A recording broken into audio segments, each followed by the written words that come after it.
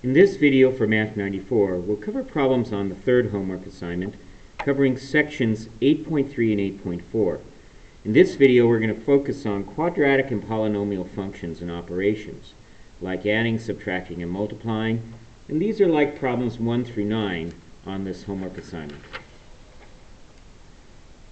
You might remember from Math 93 that an equation like y equals 5x plus 3 gave you a line. Because of that, we call this a linear function, and we've done an awful lot with those. You know how to work with them pretty well. On the last section, you looked at functions like y equals 3x squared plus 5x minus 2, and we called those quadratic functions. And you had a little experience in section 8.1 and 8.2 with quadratic functions. Both linear and quadratic functions are examples of what we call a polynomial.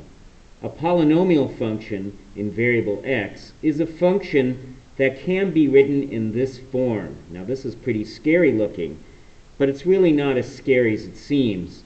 F of x equals a to the n times x to the nth power plus a to the n minus 1 times x to the n minus 1 plus a to the n minus 2 times x to the n minus 2 plus continuing on all the way down to a1 times x plus a0. Now, a0, a1, a2, all the way up to an are just numbers, just real numbers. And n has to be a positive integer. N is called the degree of the polynomial. This number a0 here is sometimes called the constant. And this number right here is called the leading coefficient. You might remember from Math 93 that the words coefficient are those numbers or constants in front of your variable. Let's look at an example of how we can make sense out of this definition by looking at a few. Here we have f of x equals 3x squared plus 5x minus 2. Here n equals 2. Functions, polynomials that have degree 2 are called quadratic. So I could call this a2x2 plus a1x1 plus a0. Here a2 is 3, a1 is 5, and a0 is minus 2. Here I have a function h of x, and h of x, you'll notice the first power is x to the third, so I might say n equals 3. So the degree of this polynomial is 3. Okay, it is what we call a cubic. And you might notice that if I try to write this out, a3x3 plus a2x2 plus a1x1 plus a sub 0, a3 is the number in front of x cubed, which is 1. But there's no x squared here. Well, you can think about this like this. Put that 0x squared in there. 0 times x squared is nothing but 0. And of course, adding 0 doesn't change anything, so these two lines are equivalent. So a2 is 0, a1 is negative 1, and a0 is 7. What about this one? Here, the highest power of x is 1. So I could say a1x1 plus a0. a1 is 7, and a0 is 4. Here, what about this one? Well, here you only have a constant term, a0. But that also fits into that definition of a polynomial. Now, what are we going to do with these polynomials now that we kind of have an idea what they are? Well, we're going to learn how to operate on them. First, we're going to start with adding and subtracting. Adding and subtracting polynomials is pretty easy. You probably remember from arithmetic that you can add items in any order. So here, I have x squared plus 5x minus 3 plus 2x squared minus 4x plus 11. These are two polynomials, and what I'm going to do is I'm going to add the squared terms together and then the x terms, and then the constants. X squared and 2x squared, you might remember from before, are what we call like terms. We're going to add their coefficients. The coefficient in front of x squared is 1, so 1x squared plus 2x squared is 3x squared.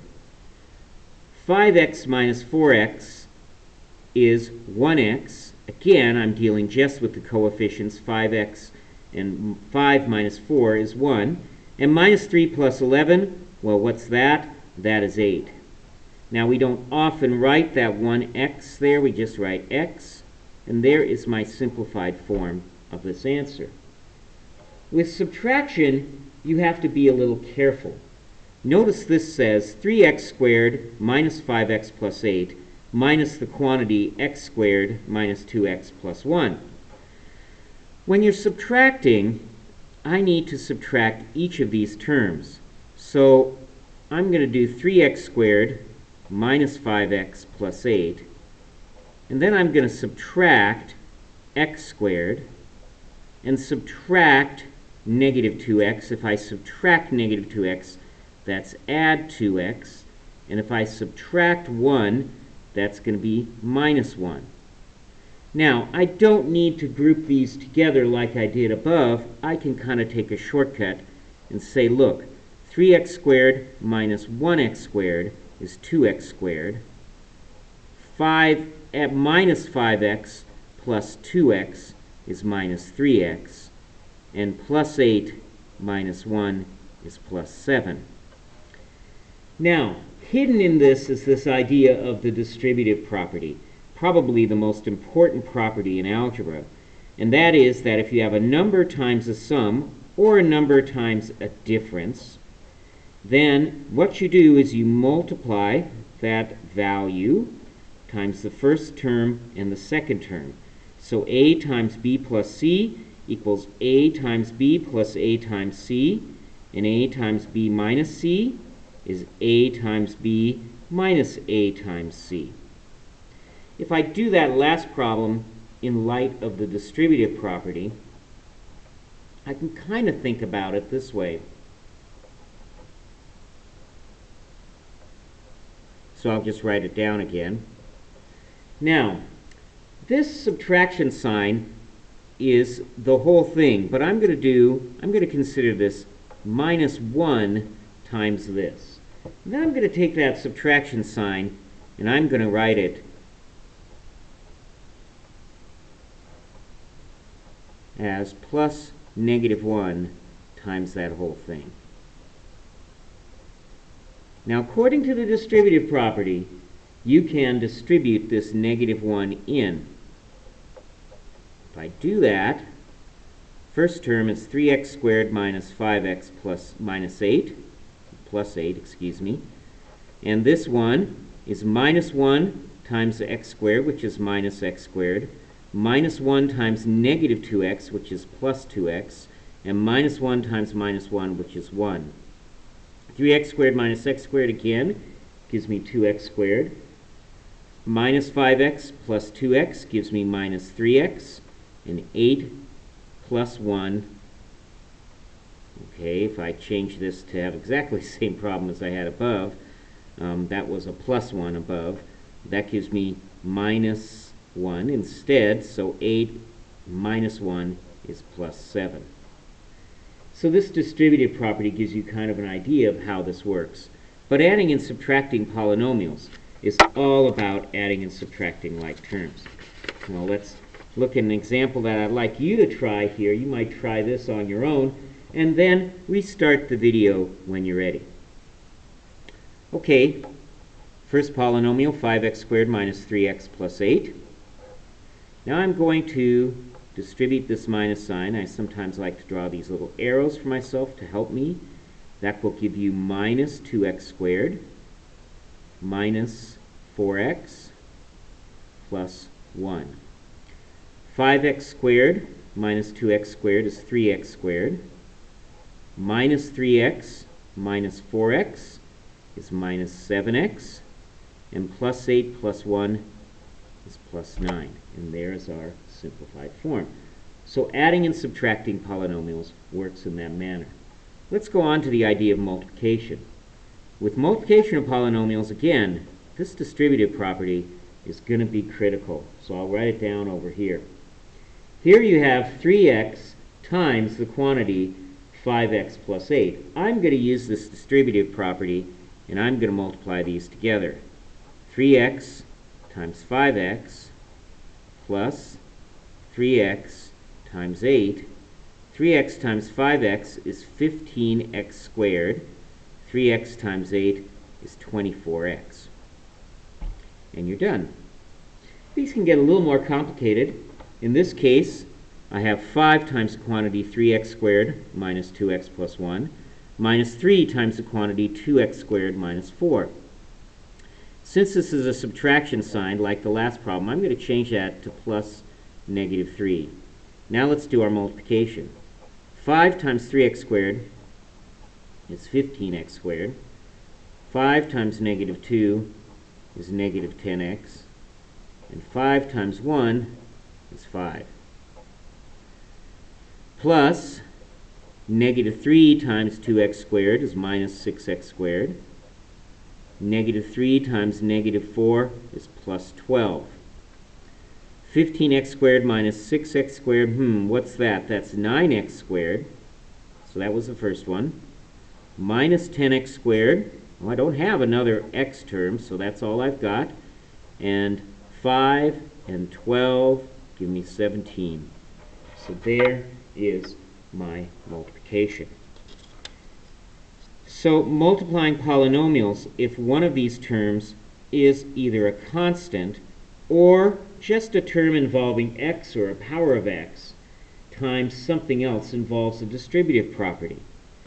Now, what I'm more interested in is multiplying more complicated polynomials. We're going to multiply things called binomials. Binomials are polynomials with two terms. For example, x plus 4 has two terms, the x and the 4.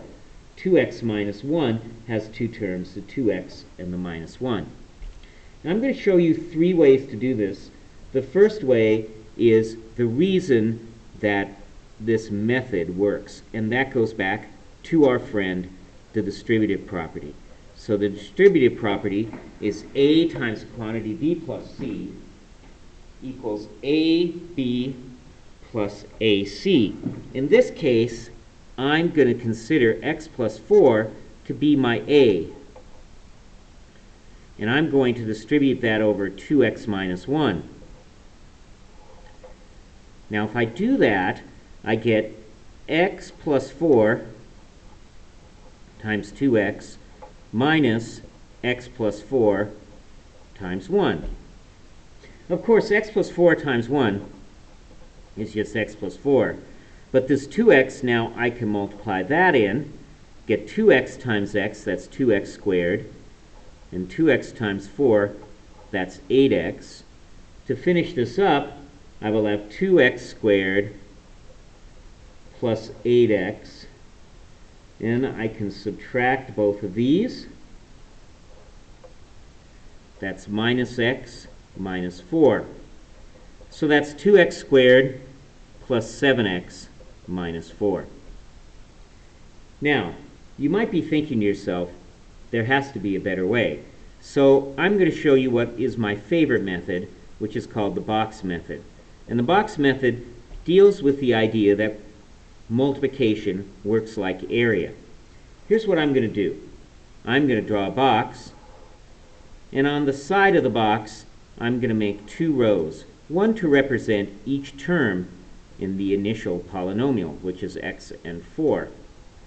Then on the top I'm going to make 2 rows, which is a 2x and a minus 1. Now, if you look just at this box, we have x times 2x. X times 2x is 2x squared. If you look just at this box, we have 2x times 4. 2x times 4, kind of like doing length times width, gives me 8x.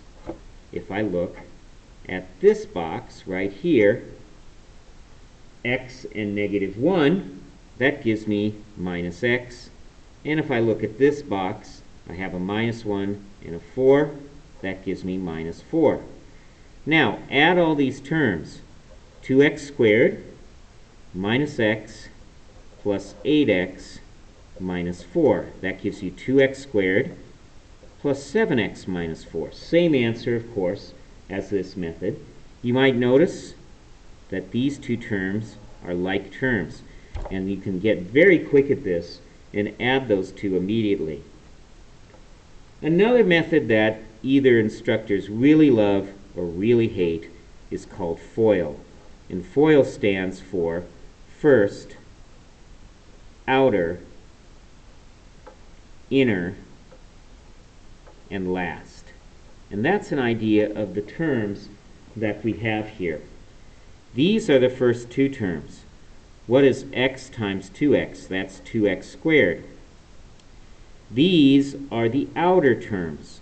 X times negative 1 is negative x. These are the inner terms. 4 times 2x is 8x. This is the last term. 4 times negative 1 is negative 4. So here you have that. You'll notice that simplifies just as it did above. So we have these three methods: the distributive property, which is why mathematically this process works, the box method, and FOIL. And I hope you see that there's nothing special about any of these. It's just a method of how you want to keep track. So I'll leave it up to you to decide which method is the best. Let's try some. I'm going to do this one by the box method. So I draw myself a box, take my first polynomial, 2x and 4, take my second one, 3x minus 1, and I have that. Let's look at this. 2x times 3x is 6x squared. 2x times negative 1 is negative 2x. 3x times 4 is 12x. And 4 times negative 1 is negative 4. Now I have a 6x squared. Again, look at these. 12x and minus 2x is 10x. And minus 4. Done. Here's another problem. Let's look at this by FOIL. And I should make these look a little more like x's. First times first is 4x squared. Outer is 4 times 7 is 28x. Inner, minus 7. And last, minus 49. 4x squared, 28 minus 7 is 19. I'm sorry, is 21. And minus 49. Okay, great. Now this one, be careful. Don't tell me this does not equal x squared plus 16. You can't move that squared in, because this equals x plus 4 times x plus 4. And if I write it like this, you're going to look at this and say, oh, that's binomials.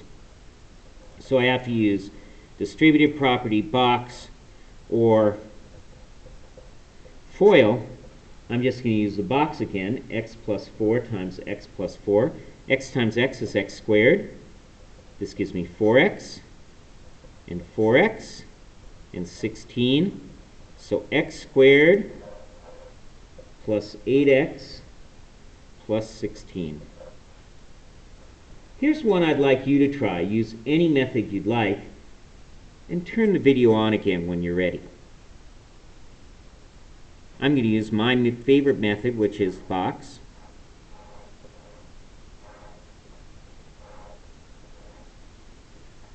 So 2x minus 4, 5x plus 3.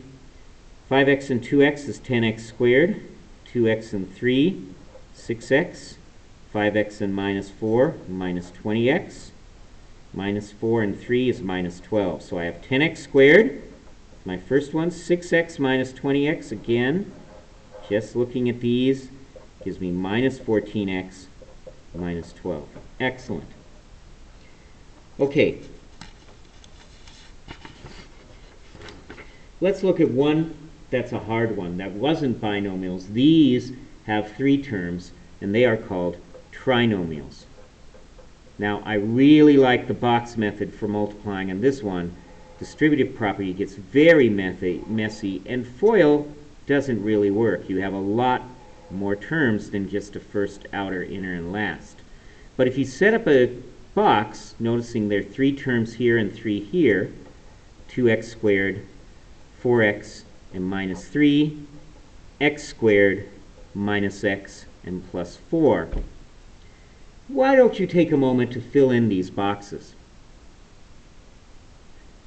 Okay, I have 2x squared times x squared, that's 2x to the 4th. I have 2x squared times minus x, that's minus 2x cubed. I have 2x squared times 4, which is 8x squared. I have 4x times x squared, that's 4x cubed. 4x times minus x is minus 4x squared.